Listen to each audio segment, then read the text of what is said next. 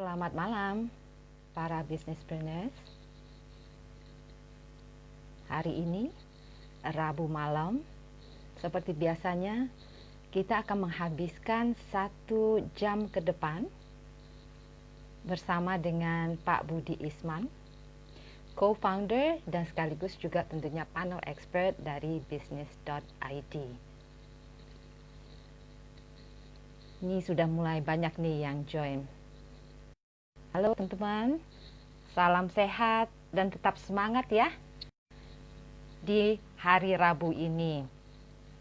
Nah, teman, malam ini kita akan sampai nanti jam 8.45 akan bersama dengan Pak Budi Isman, dan untuk tidak memperpanjang waktu, kita akan coba ya connect Pak Budi.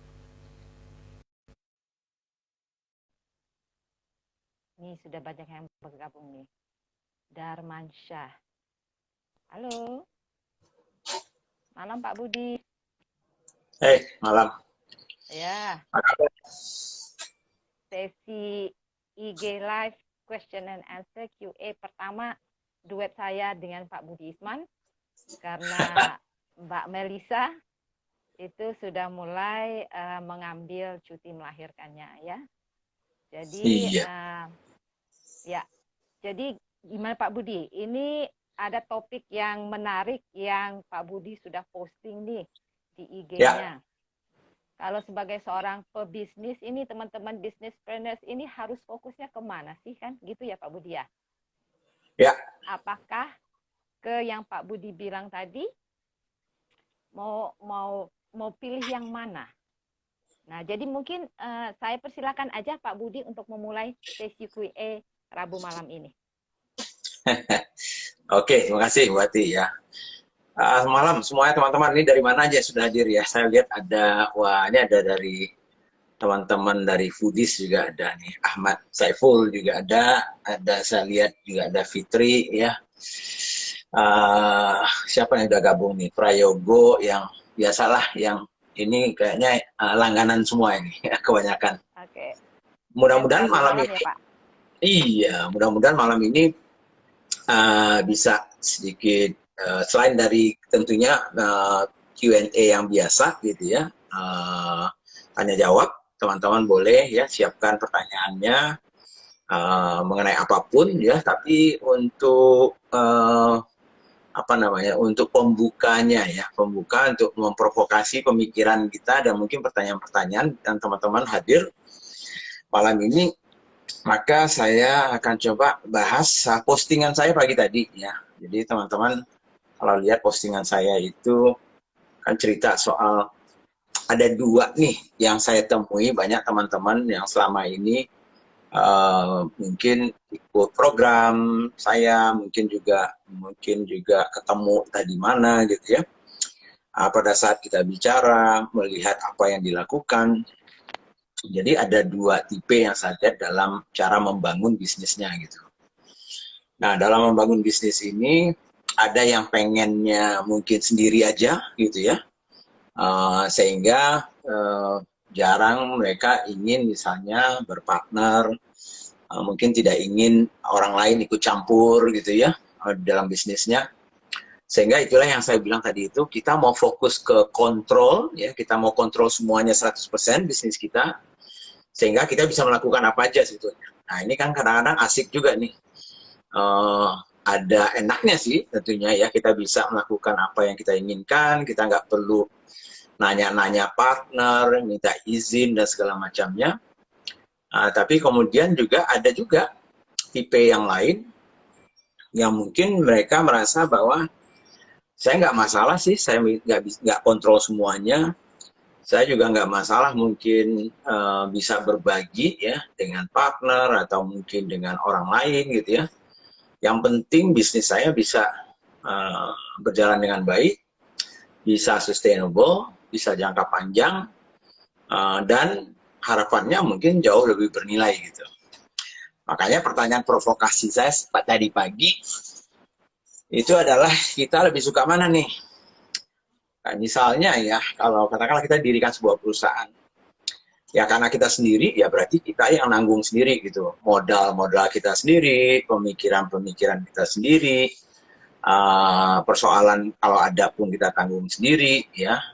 Ya mudah-mudahan tentunya bisa lancar, bagus gitu ya.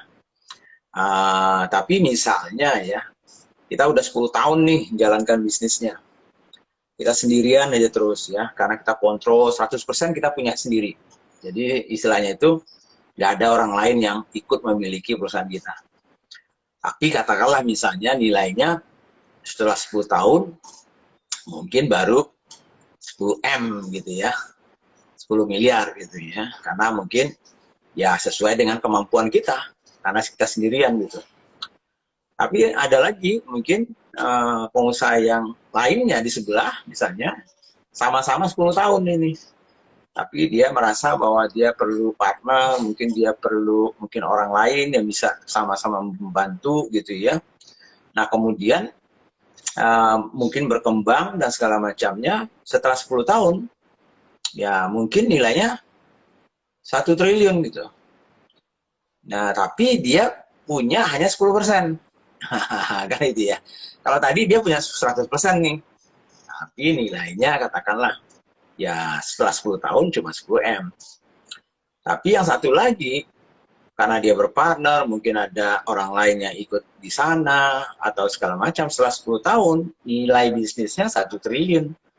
Walaupun dia punya 10%, artinya 10% dari 1 triliun tuh. Jadi 100 M.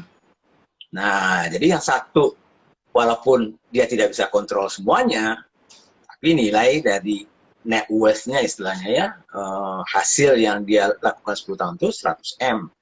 Satu lagi, ya dia bisa kontrol. Dia 100% dia punya. Mungkin itu juga yang dia suka mungkin.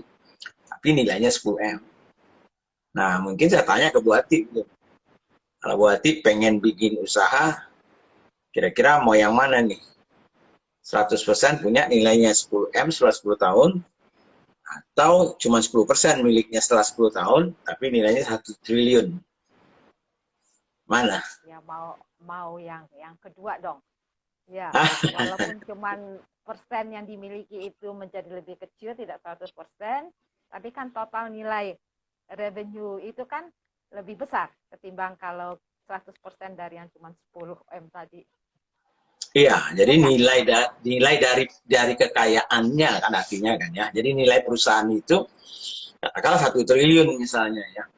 Berarti kalau dia miliki 10% kan 100 miliar kan gitu ya. Dibandingkan tadi dia memiliki 100% gitu ya. Tapi nilainya hanya 10 M gitu. Nah, tapi ya itu kan mungkin kalau ditanya begitu berarti kalau iya sih. Tapi kadang-kadang kan kenyataannya ada orang yang mungkin walaupun dia akan bilang bahwa wah 10% dong Pak, asal 100 M gitu. Tapi kalau pada saat actualnya, pada saat betul-betul melakukannya, belum tentu. Karena ada keinginan masih, wah saya harus kontrol 100% nih, saya belum ini dan segala macamnya kan itu. Jadi boleh aja sih kita mengatakan kayaknya itu bagusnya 100 M, ya jelas dong kan itu. Tapi faktanya setelah 11 tahun ya, setelah pensiun dulu, tahun 2010, sampai sekarang saya bergaul sama teman-teman entrepreneur. Ya nggak banyak juga sih yang pengen seperti itu gitu. Nah, tapi kembali tidak ada salah benarnya. Gitu. Tidak ada yang, oh ini benar, itu salah, tidak. Semuanya tergantung ke tentunya selera masing-masing. Ada orang yang memang nggak mau misalnya ya berbagi, nggak mau takut misalnya ada orang lain yang ikut campur dan segala macamnya. Cuman yang lebih penting itu kan sebetulnya adalah bukan soal nilainya saja sih, ya kan itu ya. Kalau secara pribadi tentunya saya lebih suka tentunya ada orang lain terlibat gitu. Karena dengan kebersamaan itu keuntungannya cukup banyak. Memang perasaan kontrol itu yang paling sulit. Makanya banyak teman-teman yang saya ajak misalnya diskusi atau mungkin lagi mentoring dan segala macam. kadang-kadang ada ketakutan mereka tuh, Pak, kalau ada orang lain masuk gimana ya saya ya nantinya ya. Tanggung jawabnya gimana? Apakah saya harus minta izin terus ya? Nah, itu kan ada sebetulnya cara-caranya. Bagaimana kita membagi tugas, tanggung jawab kita bagaimana. Kemudian misalnya kalau ada perselisihan itu apa yang harus dilakukan. Harusnya kalau kita punya sistemnya, sistem yang bisa mengontrol itu, sehingga membuat ketakutan-ketakutan kita itu menurun atau hilang, ya, maka menurut saya sih mungkin itu yang lebih baik ya, karena bagaimanapun juga kita sendiri itu ya berat bebannya gitu ya. Tapi kalau bersama-sama, selain dari soal modal, tapi juga soal pemikiran, juga soal cara-cara kita ngambil keputusan, tetap saya secara pribadi memang preferensinya saya sih lebih suka saya dengan adanya partner ya, sehingga kita betul-betul sama-sama berjuang untuk membangun bisnis yang bisa. Dan banyak saya temui teman-teman yang saya mentori yang serius gitu ya, yang memang fokusnya itu bagaimana banyak tuh yang tipe yang kedua tadi itu ya, yang mereka pengen ya walaupun 10% tapi asal dia 100M misalnya. Itu banyak juga, walaupun tidak sebanyak yang pertama tadi itu. Jadi sampai sekarang ini ada beberapa yang sedang saya bantu itu, mereka umumnya mereka itu tidak ada masalah dengan berpartner. Mungkin ada orang lain, suatu saat mungkin ada investor yang mau masuk, karena kalau itu yang akan membuat bisnisnya bisa besar, bisa sustainable jangka panjang. Malahan ada banyak juga itu yang punya mimpi suatu saat kalau dia nggak ada. Ya, ini mungkin kelemahannya salah satunya, misalnya berapa banyak misalnya perusahaan-perusahaan keluarga yang sangat tergantung ke foundernya, sehingga begitu bapaknya misalnya meninggal atau apa karena orang lain tidak ada di situ terlibat dan tidak pernah, dan anaknya juga mungkin tidak terlibat terlalu banyak, sehingga begitu pemiliknya atau foundernya itu nggak ada lagi, maka sering sekali itu jadi berantakan bisnisnya gitu. Nah, itu juga salah satu kelebihan kalau kita berpartner, kita misalnya punya teman lain yang bersama-sama, sehingga pada saat kita mungkin suatu saat kita tidak ada, karena ya ujung-ujungnya ya kita pasti mati dong ya suatu saat. Nah, legendanya kita bagaimana? Jadi kalau kita lihat perusahaan-perusahaan yang sudah 100 tahun, 200 tahun, coba aja lihat perusahaan-perusahaan yang besar-besar itu ya. Ya foundernya udah nggak ada gitu. Mungkin keluarganya juga sudah nggak ada lagi yang keluarga awalnya itu. Tapi bisnisnya bisa jalan terus. Gitu. Kenapa? Ya karena dibangun bukan karena sendirian itu. Nah, jadi mungkin teman-teman bisa dipikirkan gitu ya, kelebihan dan kekurangannya, walaupun tidak ada yang salah dan tidak ada yang benar. Ya, jadi bisa juga ada orang mengatakan, Pak, gimana kalau perusahaan-perusahaan yang ada yang besar yang masih mereka milik sendiri aja keluarganya? Oh iya, betul. Tapi ya kembali ingat, belum tentu sebetulnya mereka sendirian. Ya, kadang-kadang kita kan melihatnya dari luar. Jadi banyak sekali misalnya konglomerat, iya, konglomerat itu misalnya Siti Jarum, oh itu kan mereka nggak ada tuh Pak, sendirian aja. Iya sih, tapi mungkin saja di belakangnya juga ada partner yang lain yang mungkin tidak pernah muncul misalnya ya. Itu juga bisa. Jadi kita harus lihat satu. Ada nggak yang betul-betul bisa besar? Ada. Ya, bukannya berarti tidak ada sih. Tapi ya kembali, ya terserah kita kan. Kita mau kuat atau tidak kita sendirian. Baik dari sisi pemikiran, dari sisi mungkin pengambilan keputusan, dan tentunya juga modal gitu ya nantinya. Karena untuk ujung-ujungnya kalau untuk mau besar ya, tetap aja harus punya modal. Walaupun itu modal sendiri ataupun modal dari pihak luar gitu ya. Mungkin itu sih, kalau ada teman-teman misalnya yang pengen bertanya gitu ya, itu bisa mungkin kita buka pertanyaan-pertanyaan, sehingga teman-teman mungkin saya tanya aja dulu, teman-teman yang di sini itu mesti tipe mana nih? Tipe yang kontrol 100% tapi nilai 10M, atau hanya punya 10% tapi nilainya 100M. Coba kita lihat. Ayo, coba tulis tuh di anunya. Di kolom chatnya. Ya, di kolom chatnya. Berapa orang sih yang saya mau survei ini? Karena sebab banyak yang kalau yang saya temui selama ini ya mungkin tipe yang pertama sih pengen kontrol 100%. Gimana nih teman-teman? Coba.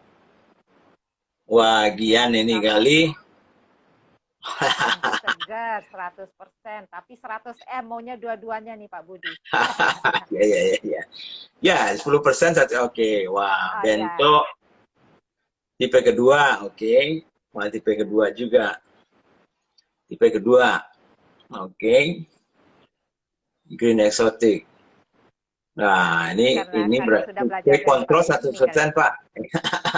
Oh, ada juga nih Sinti 100%, Pak, tapi pengen berpartner cuma nggak tahu caranya. Oh, gitu ya. Jadi 10 miliar full control ada juga. Oke, nggak ada masalah sih, nggak ada yang salah dan benar ya. 10% dari tapi 100M. Oke. Ya, tipe kedua. Aman ya. Tipe kedua, tapi masih harus belajar lagi nih, ilmunya belum dapat ya. Iya. Ada juga sih mungkin yang tanya, ya mungkin ada juga yang tanya. Coba teman-teman siap-siap pertanyaannya ya. Pak, gimana Pak? Mungkin ada nggak yang misalnya kita tetap nilainya tinggi gitu ya, yang tadi itu ya, walaupun kita punya 10%, tapi nilai 100M, dibandingkan 100% tapi nilainya 10M. Tapi ada nggak kemungkinan kita punya 10%, tapi kita masih bisa kontrol gitu? Nah, ada yang pertanyaan seperti itu kan. Ada satu nih, Pak Budi. Ya. Dari Mutia, maunya tipe 1. Oke. Naim Syahrir itu 10% plus kontrol gitu. Ada itu yang begitu ya. Jadi ada sih. Jadi caranya ada ya. Jadi kalau kita lihat contoh ya, misalnya ya, saya kan kasih contoh misalnya di postingan saya itu misalnya pendiri Gojek lah, saya Nadim ya, pendirinya Bukalapak, mungkin Zaki ya, Traveloka, Ferry ya, siapa lagi itu Tokopedia, William dan segala macamnya itu gitu ya. Mungkin sekarang ini mereka ya mungkin kurang lah dari 10% milik mereka. Tapi bayangkan ya nilainya mereka itu sekarang walaupun cuma 10% katakanlah, kalau 10% dari misalnya 100 triliun, iya kan itu ya, misalnya Gojek itu mungkin sudah lebih dari 100 triliun gitu ya. Karena nilainya itu kalau nggak salah dia sudah dekakon gitu. Ya, jadi nilainya sudah mungkin di atas 100 triliun. Kalau foundernya masih punya 10%, berarti sudah 1 triliun sebetulnya kan. Nah, bayangkan kalau misalnya di awal dia nggak mau berpartner, nggak mau ada orang lain masuk dan segala macam. Ya mungkin, ya tadi itu nilainya ya mungkin cuma katakanlah 10M, 100M dibandingkan 1 triliun sekarang ini. Nah, coba juga lihat misalnya Bill Gates, ya, Mark Zuckerberg, ya, misalnya Jeff Bezos dan segala macam. Umumnya mereka juga nggak akan lebih dari 25%. Saya nggak tahu persis ya berapa sebenarnya jumlah sahamnya mereka sekarang, bisa kita cek sih sebetulnya ya, tapi nggak akan lebih dari 25% biasanya ya. Tapi kok mereka bisa sih seolah-olah mereka mengontrolnya ya. Jadi ada ya. Semuanya itu bisa dilakukan kalau tentunya ada perjanjian ya. Ada perjanjian karena saya sendiri juga pernah mengalaminya gitu ya. Waktu dulu itu di zamannya di Coca-Cola dulu ya, waktu saya masuk di Coca-Cola amatilnya, waktu itu kita membeli beberapa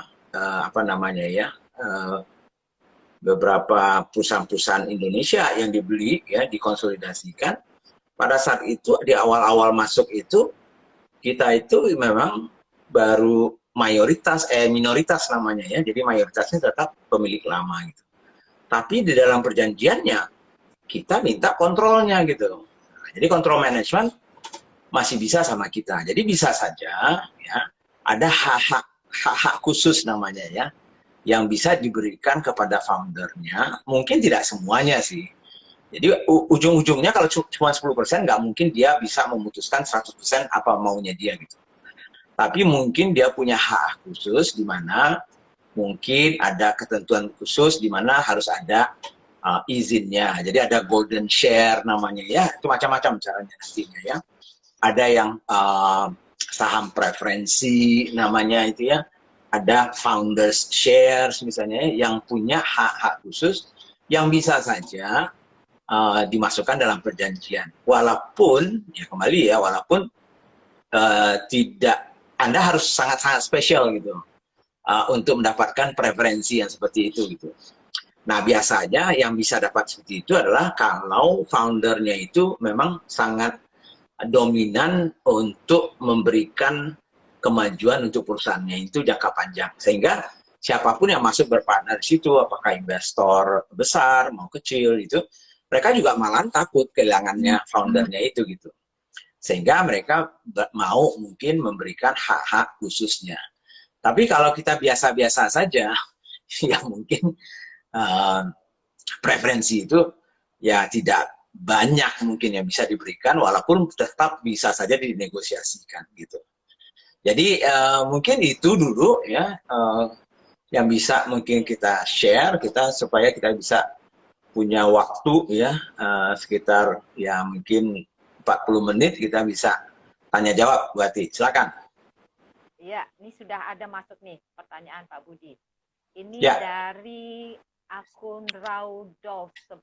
Pak Budi, kalau ada yang berminat invest di bisnis kita, tapi hanya mau menanamkan modal saja, sedangkan kita yang menjalankannya, kira-kira pembagian persen bagi hasilnya normalnya berapa ya Pak? Oke. Raudo ya 11 ya. Nah mungkin teman-teman harus belajar dulu ya arti dari investor ya.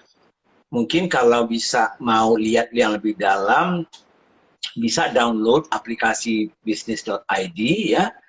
Kemudian ada video-video yang gratis di situ, di videonya Bisnis Forum ya.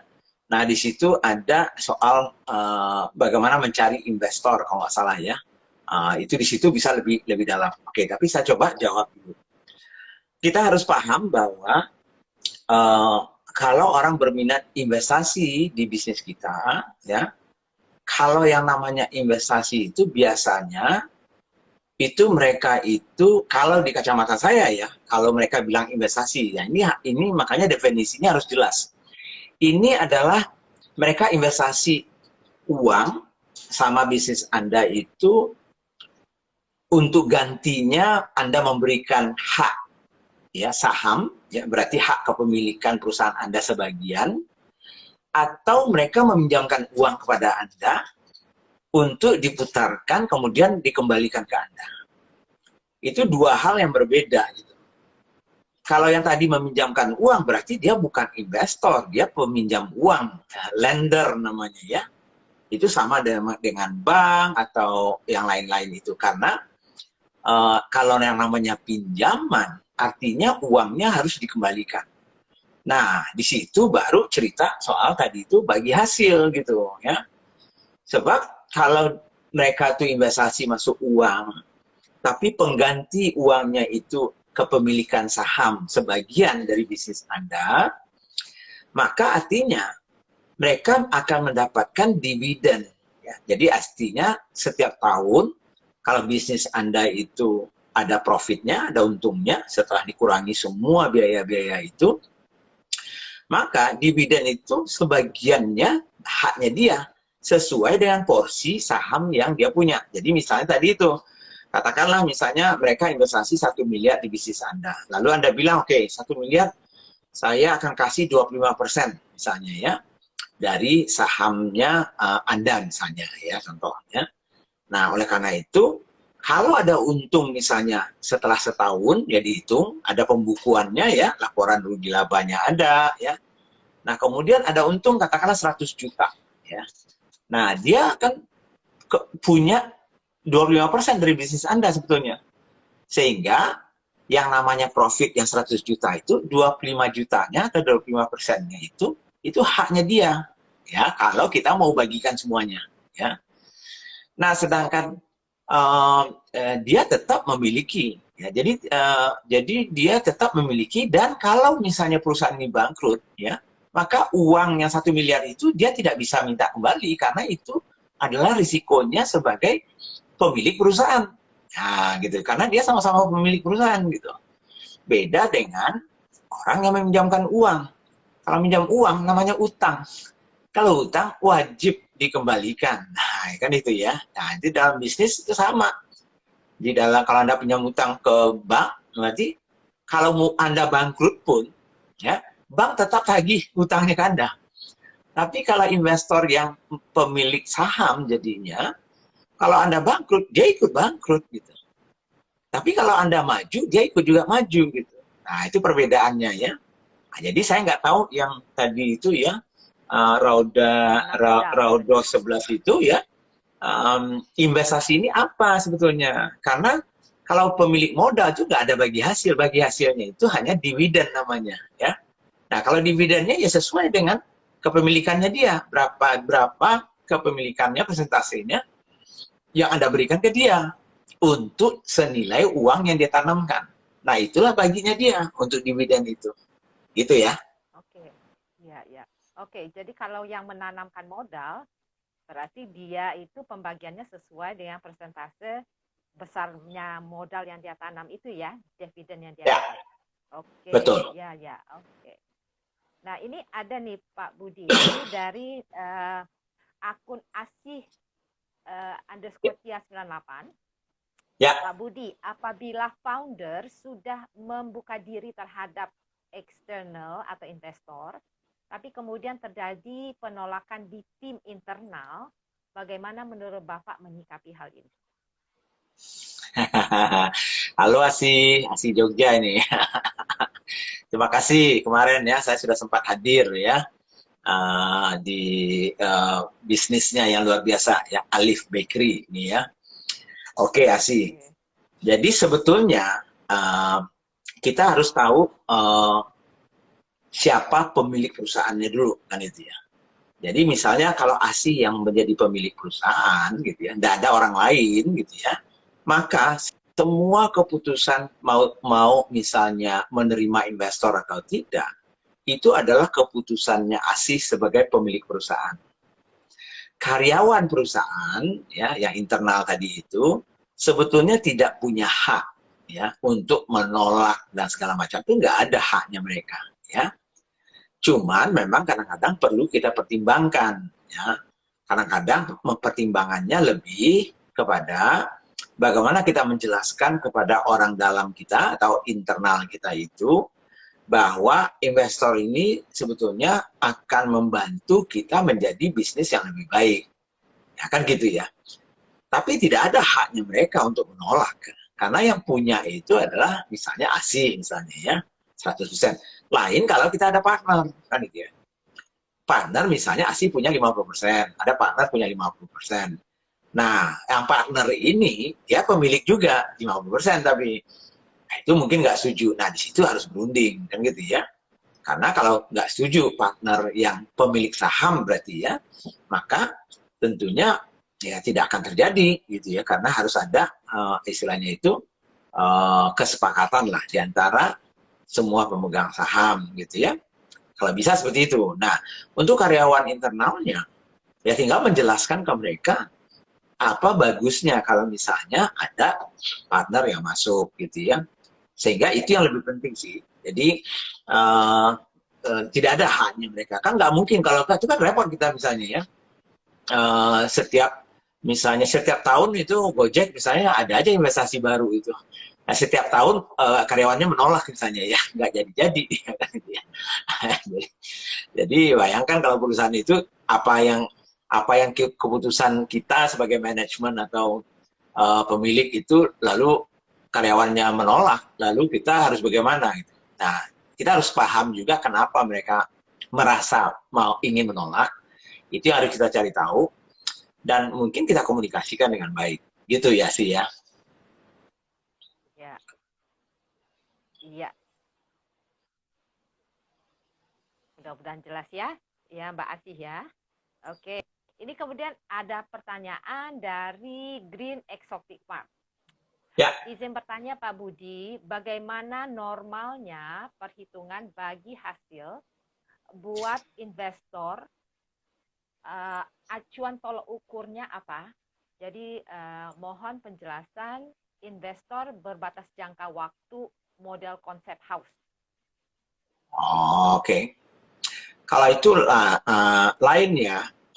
Jadi model house itu, tapi itu pun hanya untuk sekitar 60-an outlet mereka.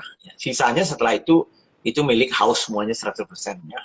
Karena waktu itu mereka memang belum punya modal gitu ya. Sehingga caranya memodali bisnisnya mereka, mencari partner untuk setiap outletnya. Nah, jadi itu kan tergantung sebetulnya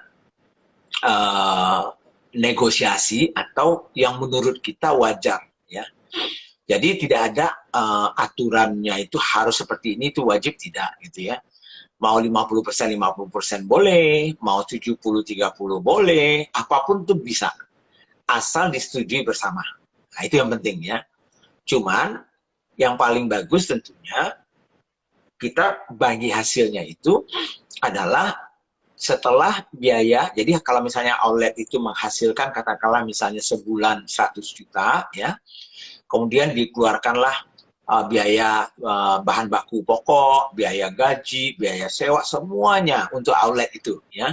Lalu kita keluarkanlah misalnya 70 juta nah, misalnya ya. Jadi income-nya 100 juta, revenue-nya atau omsetnya, lalu semua biaya tadi HPP, karyawan, listrik, semuanya rental 70 juta. Jadi sisanya berapa? 30 toh.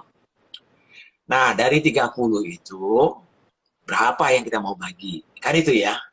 Nah, itu tergantung negosiasi kita. Mau 50-50 berarti 50% dari 30 itu miliknya investor. 50 untuk miliknya kita yang kalau kita yang menjalankan misalnya ya. Nah, tapi bisa saja ada model lain yang dimana investornya yang menjalankan. Nah, itu beda lagi itu caranya. Ini kalau model house itu menjalankan semuanya. Tidak ada investor itu yang menjalankan. Jadi investor itu hanya taruh uang di situ lalu bagi hasil. Nah, tapi ada aturan-aturan yang mungkin sebagai istilahnya itu tolok ukurnya ya, benchmarknya ya. Biasanya untuk bisnis-bisnis kuliner seperti itu wajar kalau bagi hasilnya itu bisa ya, bisa membuat si investor itu kembali modal antara 18 sampai 24 bulan. Itu wajar ya. Kalau di bawah itu, kalau misalnya dalam tempo 10 bulan bisa balik modal, dia lebih bagus lagi berarti. Kalau di atas itu, ya berarti kurang bagus. Nah, jadi artinya semakin bagus bisnisnya, berarti semakin cepat uang investor itu bisa kembali. Nah, itu tentunya makin bagus untuk si investor gitu ya. Nah, matematisnya itulah yang harus kita pertimbangkan nanti, walaupun kembali saya katakan itu semuanya itu bisa dinegosiasikan. Tapi intinya adalah kalau kita mau banyak outlet memakai sistem seperti itu, berarti sistemnya harus konsisten.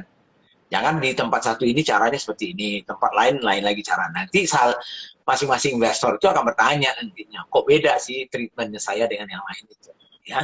Itu contohnya. Ya, mudah-mudahan jelas ya, Green Exotic Farm. Oke, ini makin banyak nih pertanyaan Pak Budi. Banyak yang tertarik nih kayaknya mengembangkan bisnisnya. Dari sekedar jualan mau membangun bisnisnya upscaling nih. Dari Asyarit, Pak Budi, bagaimana cara menghitung nilai saham atau valuasi usaha startup 100% untuk menjual saham sebagian? Wah, itu panjang ceritanya itu. Panjang itu, ada valuation teknik namanya ya. Ada sih, coba kalau mau download aplikasi bisnis.id ya. Di situ 2 kali kalau nggak salah di Bisnis Forum saya ada memberikan materi mengenai bagaimana cara menilai bisnis Anda, kemudian bagaimana cara mencari investor. Ya. Tapi pada prinsipnya kan begini, ada caranya, ya, ada cara-cara menghitung nilai sebuah perusahaan. Nah, kalau startup itu, ya, karena biasanya startup itu masih belum terbukti, gitu ya, bisnisnya, maka yang paling sering dilihat si investor itu, pertama adalah siapa Anda. Jadi Anda itu bisa dipercaya atau tidak. Anda itu memang punya kemampuan nggak untuk menjalankan bisnis ini, punya kompetensi atau tidak. Anda punya background apa misalnya ya, sehingga Anda yakin bahwa Anda yang bisa membawa bisnisnya ke depan gitu ya. Tim Anda siapa?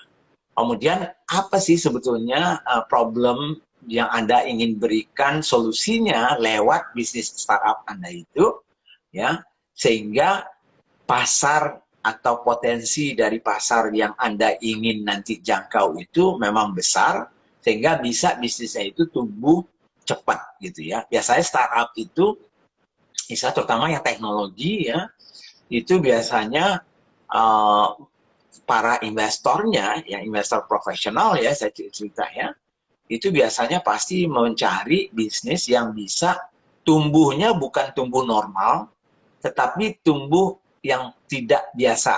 Istilahnya itu cepat dan tumbuh eksponensial gitu ya. Jadi fast growing atau mungkin blitz growing atau exponential growing namanya ya. Jadi kalau Anda tidak bisa membuktikan asumsi-asumsi dan rencana bisnis Anda itu bisa melakukan itu, kemudian Anda tidak punya tim yang menurut mereka Anda akan mampu membangun bisnis itu saja mungkin mereka tidak akan mau menilai bisnis Anda gitu. Nah, tapi kalau itu sudah, baru ada caranya. Caranya bagaimana? Ya, Anda harus siapkan dulu bisnis plan Anda. Nah, bisnis plan Anda itu yang akan menjadi dasarnya, plus tadi itu, siapa Anda, siapa tim Anda, apa story atau cerita Anda dalam membangun bisnis ini, nah itu akan menjadi pertimbangannya. Tapi kalau hitungan-hitungannya ya panjang ceritanya. Nanti coba pelajari dulu di bisnis.id di aplikasinya ya. Ya, oke. Jadi Asyarif ya, nanti jangan lupa download langsung aplikasi bisnis.id-nya. Banyak materi pendalaman yang ada di sana. Ya. Selanjutnya ini Pak Budi dari Hamid.mzk. Malam Pak Budi, kalau omset sebulan rupiah 60 juta, ya 60 juta, profit sekitar 20 juta, kira-kira kalau saham dilepas 10% di harga berapa ya Pak? Banyak sekali faktornya ya. Faktornya banyak sekali. Pertama misalnya kategori bisnisnya apa gitu ya. Apakah kategori bisnisnya misalnya jasa, makanan atau minuman, fashion, itu beda-beda ya. Tambang misalnya, teknologi, itu akan beda-beda ya. Kemudian juga yang kedua tadi itu, apakah misalnya sudah punya historinya atau tidak ya, jejaknya ya, apa istilahnya ya, mungkin track recordnya misalnya ya. Tapi kalau mau misalnya melihat misalnya ya kasar-kasarnya lah ya, main kasar-kasarnya aja, saya nggak tahu bisnis Anda apa, tapi kalau katakanlah Anda makanan dan minuman misalnya ya, lalu katakanlah Anda punya profit 20 misalnya ya. Nah, mereka kan harus lihat nih, berapa lama sih saya harus kembali modal saya, kan kira-kira kan begitu ya kasarnya. Jadi kalau untungnya 20 juta ya, jadi itu saya nggak tahu, itu sebulan mungkin ya. Ya sebulan, berarti setahun itu kan kira-kira 240 juta ya. Nah, kalau 240 juta, 10%-nya berarti kan dia dapat 24 juta kan. Nah, 24 juta gitu ya. Nah, jadi 24 juta itu berapa lama kan misalnya, kalau dia kembalinya 10 tahun ya, berarti 24 juta dikali 10 gitu. Berarti mungkin nilainya 240 juta untuk 10% misalnya. Tapi artinya dia mendapatkan saham Anda 10%. Dengan catatan tadi itu Anda misalnya untungnya 20 juta setiap bulan, berarti 240 juta setiap tahun. Dengan itu, baru kembali modalnya 10 tahun, toh. Nah, kalau mereka nggak mau 10 tahun balik modal itu, dia maunya 5 tahun, maka mungkin ya 240 juta itu, mungkin mereka mintanya 20%. Atau kalau 10% itu mungkin nilainya 100, berapa tadi itu? 120 juta. Nah, itu kira-kira kasar-kasarnya. Nah, tapi sebetulnya banyak cara lain ya. Itu tidak tepat, tapi saya ingin mencoba memberikan pandangan ya kepada teman-teman. Mungkin itu salah satu. Jadi tergantung ke investornya. Kalau investornya misalnya pengennya ya nggak apa-apa lah lama balik modal, ya berarti semakin bagus untuk Anda kan itu ya. Nah, itu namanya return on investment. Nah, jadi bagaimana pengembalian terhadap investasi saya, ya.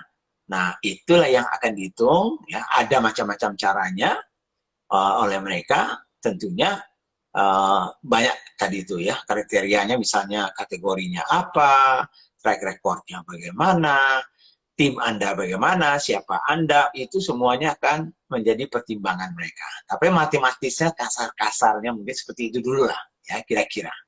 Gitu.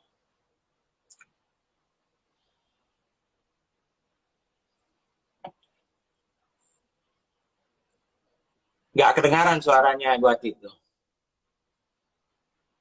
Jadi kalau mau lebih lanjut bisa ngebahas ini dengan Pak Budi, mungkin bisa ikut mentoring, bisa ikut salah satu e-course-nya yang ada mentoringnya kali Pak ya, yang membahas. Iya, kita kan akan mengeluarkan modul juga ya buat ya, modul mungkin bulan, mudah-mudahan bulan Agustus lah kita keluarkan, bagaimana menghitung nilai usaha Anda.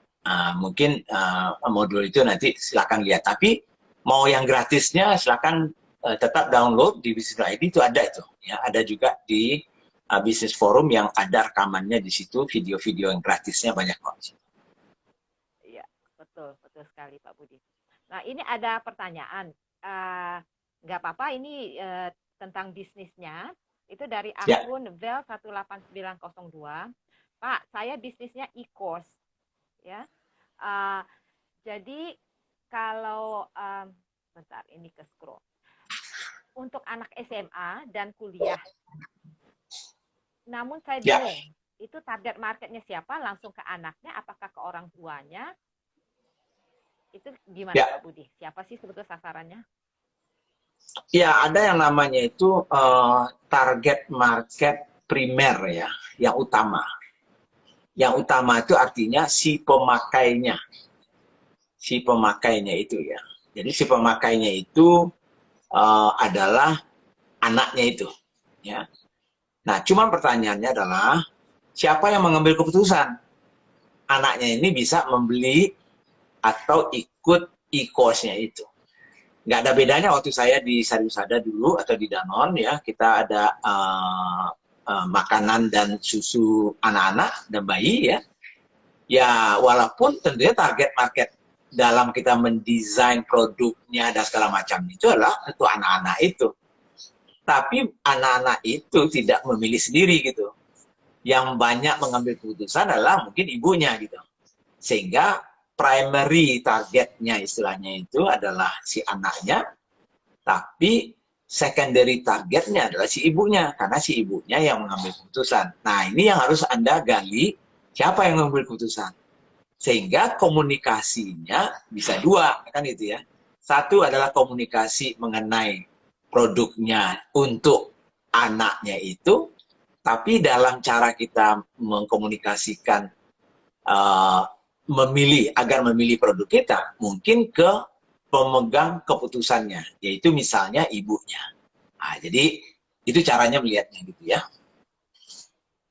Ya, oke, terima kasih Pak Budi. Jadi yang primer kita perhatikan, tapi kita pengaruhi yang anaknya ya Pak, tapi pengambil keputusannya yang untuk closing ya, closing. Iya, kalau anaknya mau tapi ibunya nggak mau ngeluarin uangnya, ya nggak jadi juga beli.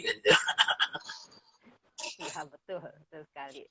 Nah, ini berikutnya ada dari Solihin ya .nkk.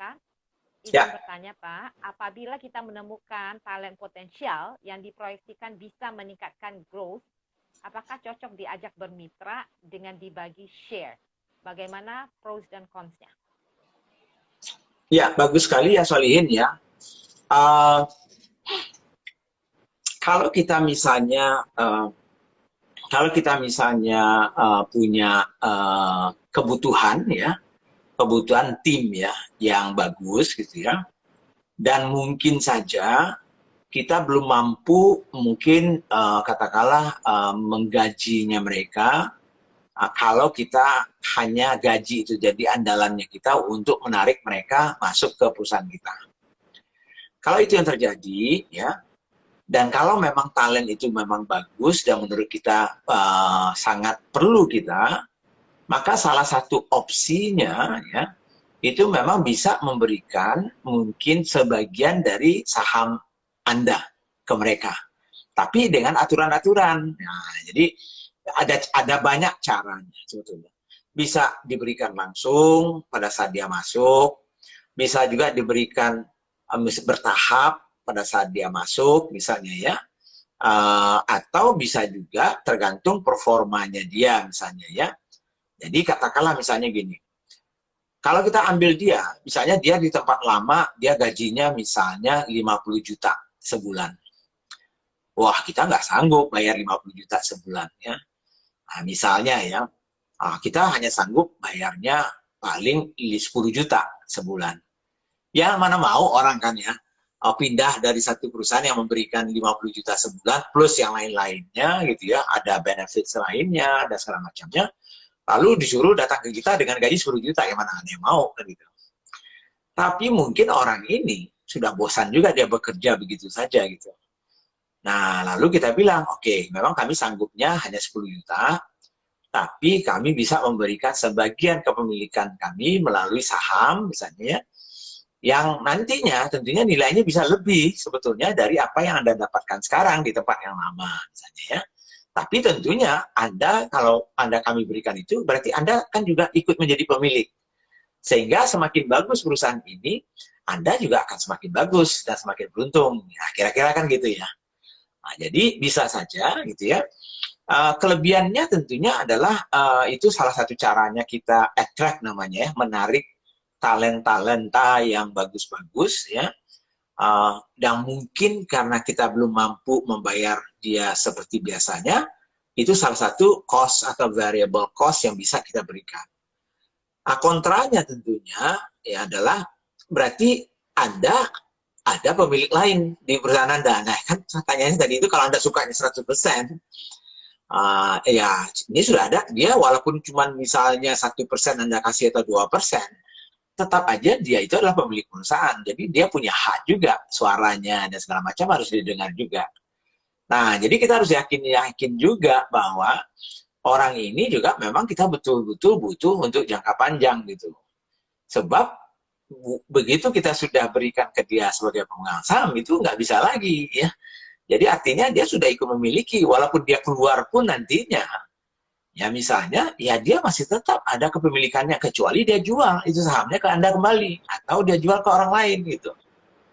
Nah, jadi siap nggak Anda untuk seperti itu? Nah, itu tadi itu pertanyaannya. Kalau memang siap dan itu hanya itulah senjata Anda yang bisa menarik orang-orang yang bagus, ya silakan.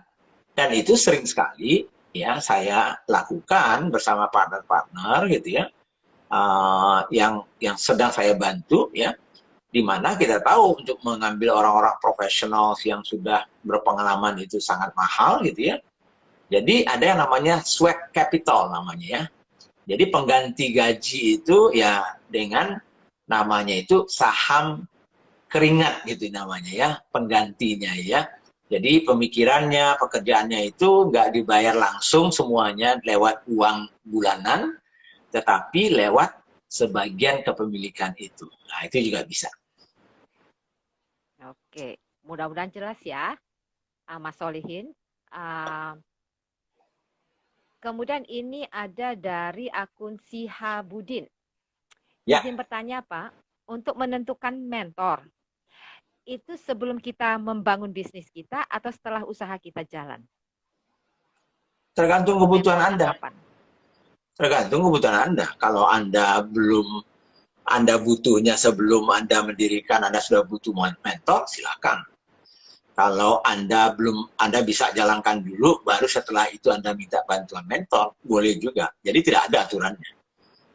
Kan mentor itu gunanya kan kalau Anda perlu. Kalau Anda nggak perlu, ya ngapain cari mentor, kan gitu ya. Iya, Jadi ya. kapan Anda perlu, Anda yang tahu. Nah, itu yang penting kan. Iya. Jadi tergantung kebutuhan dan Anda sendiri yang tahu kapan itunya ya Pak Budi ya. Betul. Kemudian ini dari bento.jawa. Pak Budi, mohon diberikan tips bagaimana cara bertahan bisnis kita di masa PPKM ini, terutama untuk bisnis kuliner. Bento Jowo mungkin nggak ikut live Instagram saya yang sebelumnya gitu ya. Jadi silakan lihat ya, yang dengan Pak Baskoro ada ya, yang live Instagram jadi di IGTV bisnis.id ada, coba lihat juga.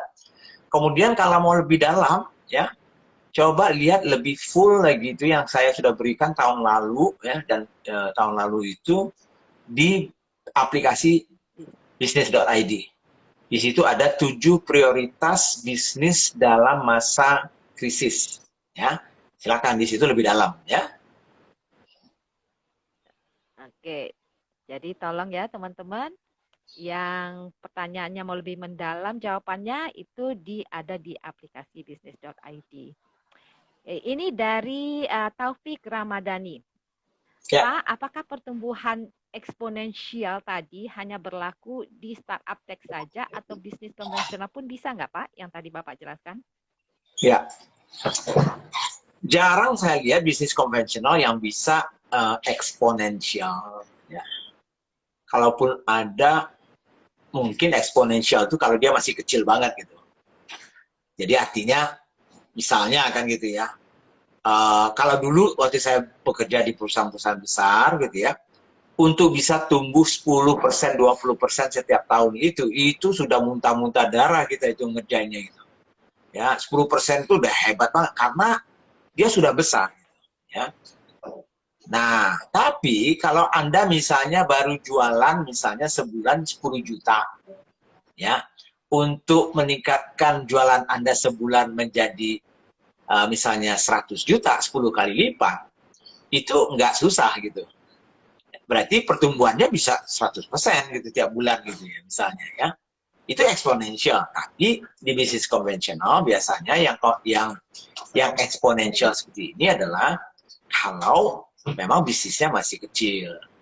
Nah, kenapa startup teknologi biasanya bisa? Karena dengan teknologi itulah yang tadinya tidak bisa dilakukan itu menjadi bisa. Gitu. Contohnya gitu ya.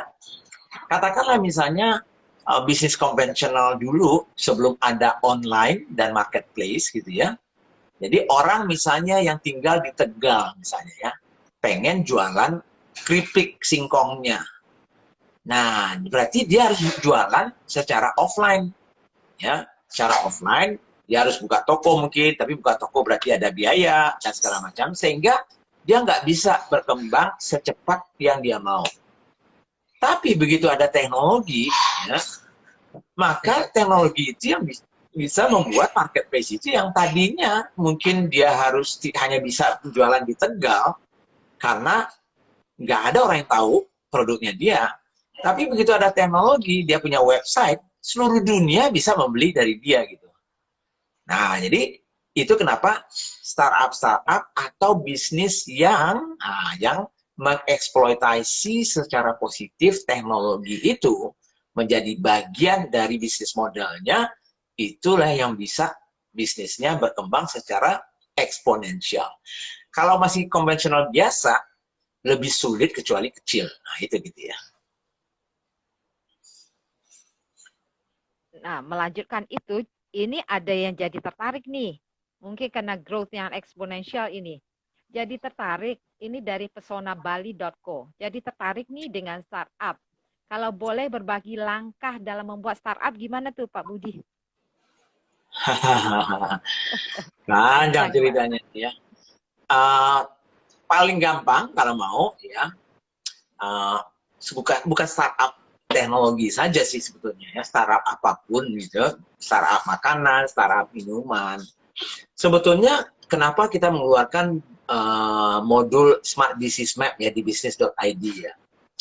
Itu sebetulnya modul atau pelajaran yang basic ya, basic foundation untuk bisnis-bisnis yang pemula, yang mau membangun bisnisnya bisa memakai model itu ya, yang sudah punya bisnis pun bisa mengembangkannya memakai fondasi-fondasi dasar itu.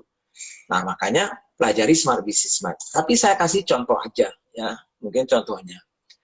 Kalau misalnya startup itu yang Anda bayangkan startup seperti startup yang Gojek atau yang lain-lain itu ya, itu makanya di dalam Smart Business Map itu ada namanya pertanyaan nomor satunya, itu adalah what is the problem you're trying to solve? Apa problem masyarakat atau Anda pengalamannya yang Anda ingin berikan solusinya lewat bisnis Anda? Itu pertanyaan pertama biasanya. Startup itu juga begitu. Pasti mereka waktu diskusi dengan saya, misalnya atau dengan investor, pasti yang ditanya, apa sih problem yang Anda temui yang kemudian Anda berpikir, wah ini ada problem yang kalau saya bisa berikan solusinya, maka ini bisa menjadi sebuah bisnis yang menarik. Dan kalau cukup besar orang yang punya problemnya, berarti market size-nya besar, maka kemungkinan besar ini bisnis yang menarik dan bisa sustainable. Jadi, siapa yang punya problem itu? Itu pertanyaan nomor 2 kan, kalau di Smart Business Map gitu ya. Who has the problem? Itu yang kalau di dalam bisnis konvensional kita mengatakan itu adalah target market kita. Bagaimana kita mensegmentasi pasar yang ingin kita sasar itu dan ingin kita berikan solusi lewat produk atau jasa yang kita ciptakan itu. Nah, itu contohnya ya. Nah, kemudian tentunya kalau itu sudah Anda punya solusi yang valid, ya berarti Anda harus tes kembali ya. Nah, itu namanya solution ya kalau di dalam Smart Business Map itu. Kemudian tentunya Anda sudah harus siap-siap nih. Ya, kalau Anda mau meluncurkan itu ke pasar, berarti Anda harus tes ini produk Anda ini bisa nggak laku nantinya. Nah, dari situlah Anda harus memikirkan apa sih yang membuat orang mau membeli produk saya. Apa bedanya saya dengan kompetitor? Apa uniknya saya? Harganya berapa? Nah, itu yang harus Anda pikirkan. Buatlah rencananya itu.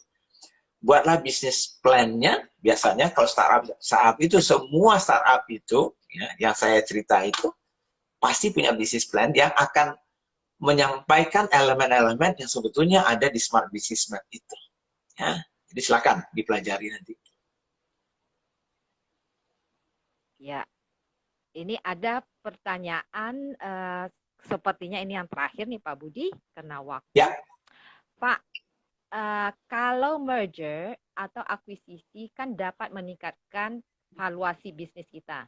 Lalu bagaimana cara untuk penyelesaian jika ada konflik? Lalu untuk merger atau akuisisi lebih baik yang mana ya Pak? Wah, ini ada yang sudah mulai berpikir ini untuk merger atau akuisisi. Oke, Anggriani Yuliana. Oke. Iya. Merger dan akuisisi itu berbeda. Ya, itu pertama yang harus Anda paham ya. Akuisisi itu artinya ada satu perusahaan ya yang mau mengakuisisi, mengambil alih, membeli perusahaan lainnya. Jadi misalnya perusahaan A mau membeli perusahaan B, diakuisisi. Jadi biasanya perusahaan B ini akan ditelan oleh perusahaan A. Nah, jadi kalau tadinya misalnya perusahaan A itu nilainya misalnya 100, perusahaan B ini nilainya 50, maka diharapkan pada saat mereka akuisisi itu nilainya bukan 150, tapi mungkin 300. Karena itu gunanya akuisisi atau merger itu. Ya.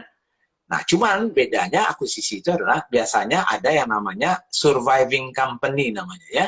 Perusahaan yang ditelan itu berarti hilang nantinya. Nah, yang survive itu adalah yang mengakuisisi. Nah, kalau merger itu seperti perkawinan. Nah, perkawinan itu artinya setara. Jadi tadi itu perusahaan A dan perusahaan B itu dianggap setara gitu. Setara itu dalam arti ya mereka pengennya setara itu. Mereka nggak ada yang satu mau dimakan dengan yang lain. Tapi mereka lihat kalau kawin kita berdua, tadi nilai ini 100, ini nilai 100, kalau di matematisnya kan menjadi 200 tuh. Tapi dengan dia kawin merger itu, harapannya nilainya mungkin 1000 gitu. Nah, itu yang namanya ada sinerginya, ada efisiensinya, ada tadinya eksploitasi dari database-nya, konsumernya, dan segala macamnya itu ya. Nah, perbedaannya itu, ya, perbedaan pertama. Nah, biasanya pengalaman saya, karena boleh dikatakan hampir sepanjang pengalaman profesional saya, dari mulai karir saya yang pertama di mobil oil itu, saya sudah terlibat dalam merger dan akuisisi. Di mobil oil itu kita melakukan restrukturisasi di Amerika. Shell waktu itu bukan merger atau akuisisi, tapi menjual malahan ya. Namanya spin off ya. Waktu itu kita spin off divisi chemical kita, divisi tambang kita waktu itu ya. Di Coca-Cola saya terlibat dalam mengakuisisi perusahaan-perusahaan Indonesia waktu itu ya. Ada 10 perusahaan Indonesia. Di Sarusada saya terlibat menjual Sarisadanya ke Danone gitu ya. Jadi saya sudah pengalaman yang namanya merger atau akuisisi itu beda-beda strategi, beda-beda juga hasilnya biasanya, dan juga baik buruknya ada dua-duanya ya. Tapi biasanya yang sulit itu merger. Ya. Goto ya, Gojek dengan Tokopedia itu merger, bukan akuisisi ya. Jadi mereka dianggap sebagai sebuah perusahaan yang setara, merger. Nah biasanya yang merger begini akan lebih kompleks dalam mengatur irama, budaya, dan nilai-nilai dari bisnisnya. Karena dua-duanya sama kuat gitu. Sama-sama egonya ada gitu. Kalau tadi itu yang mengakuisisi dan yang diakuisisi, itu beda. Biasanya nilai-nilai segala macam budaya itu yang memakan itu lah yang menentukan gitu.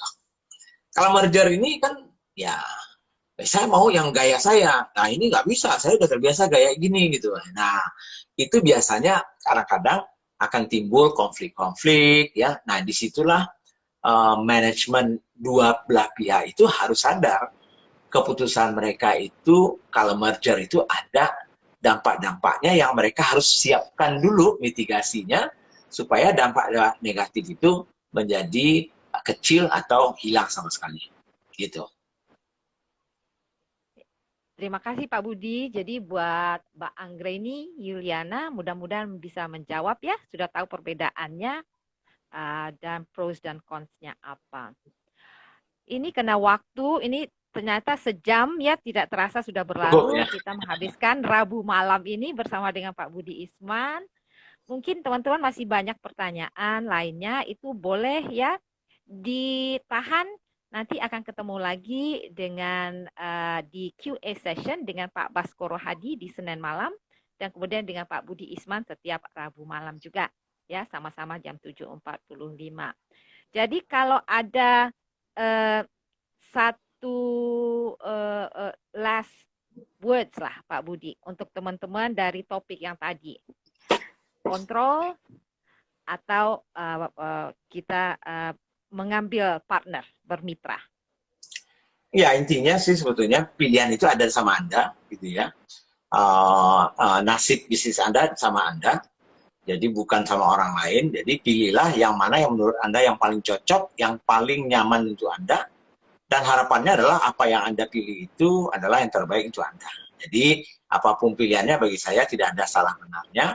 Mudah-mudahan itu menjadi sesuatu pilihan yang tepat untuk Anda dalam kondisi apapun. Jangan lupa Bu Ati, bahwa hari Sabtu ini kita akan ada bisnis forum ya dengan Pak Paras Nasution, salah satu partner seperti kita, dan akan membicarakan mengenai customer service itu yang luar biasa juga. Jadi silakan mendaftar nantinya. Gitu.